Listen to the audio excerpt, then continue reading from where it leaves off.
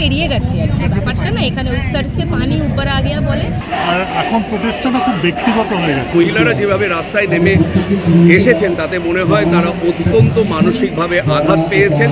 Justice delayed is justice denied.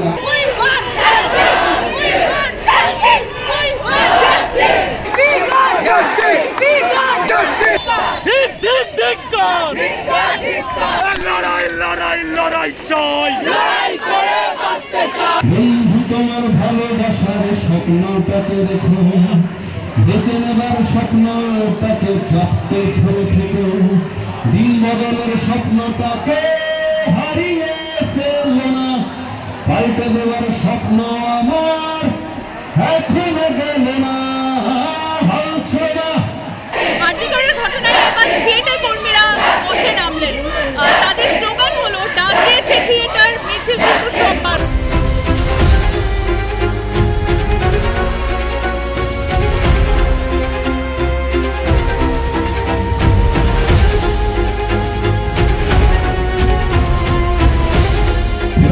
মানুষের নিজের কাজ আছে, কারোর কাজ অফিসে, কারোর কাজ শুটিং ফ্লোরে, কারোর কাজ মঞ্চে, সবাই সেসব ছেড়ে রাস্তায় যে নামছে সেটা তো ইয়ার্কির জন্য না, কিছু তো কারণ, কোথাও তো গিয়ে সবাই নাড়া খেয়েছে, তাই না? আমরা অভিনেতা অভিনেত্রী, নাট্যকর্মী, সিনেমা কর্মী, আমাদের যদি কিছু নিয়ে প্রতিবাদ করতে হয় আমরা নাটক করে প্রতিবাদ করব, সিনেমার থ্রু দিয়ে বলার চেষ্টা করব, কিন্তু সেই সব পেরিয়ে গেছে আর কি ব্যাপারটা না। এখানে উৎসার সে পানি উপর আ গিয়া বলে, ব্যাপারটা ওরকম হয়ে গেছে। প্রশ্ন করা হচ্ছে এবং তার হোয়াট ইজ দ্য রেজাল্ট?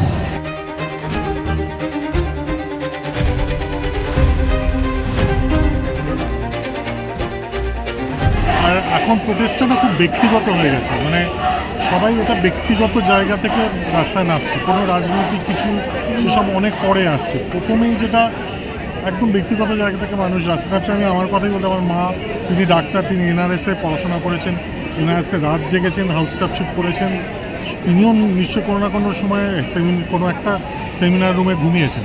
তো তার বন্ধুরা আর্জি করা পড়েছে। সো এই যে প্রবলেমগুলো, মানে আমরা তো ডাক্তারদের ফ্যামিলি যারা, তারা তো বুঝতেই পারছি, যারা ডাক্তারের ফ্যামিলি না তারাও বুঝতে পারছি যে এটা একটা সার্বিক নিরাপত্তাহীনতার একটা ব্যাপার।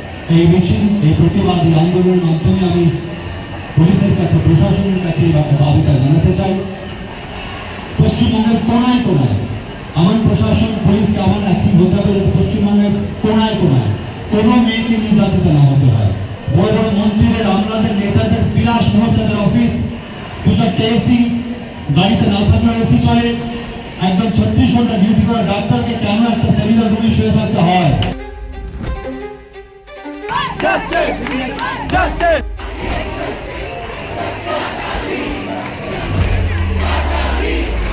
প্রত্যেককে শাস্তি দিতে হবে এবং দৃষ্টান্তমূলক কড়া শাস্তি, ভবিষ্যতে কোনো মানুষ এইরকম নৃশংস না হতে পারে।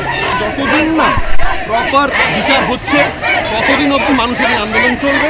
ঘটনার 24 ঘন্টার মধ্যে দোষীরা যদি শাস্তি পেত এবং তাদেরকে আড়াল করছিল যারা সকালে, যারা বাড়িতে খবর দিয়েছিল যে এটা একটা আত্মহত্যা, এটা খুন নয়, হত্যা নয়, এটা সাধারণ মৃত্যু, সেই তাদেরকে আজ অবধি চিহ্নিত করা যায়নি। সময় পেরিয়ে যাচ্ছে, মানুষ অতিষ্ঠ হয়ে পড়েছে। এত রাত্রেও মহিলারা যেভাবে রাস্তায় নেমে এসেছেন তাতে মনে হয় তারা অত্যন্ত মানসিকভাবে আঘাত পেয়েছেন।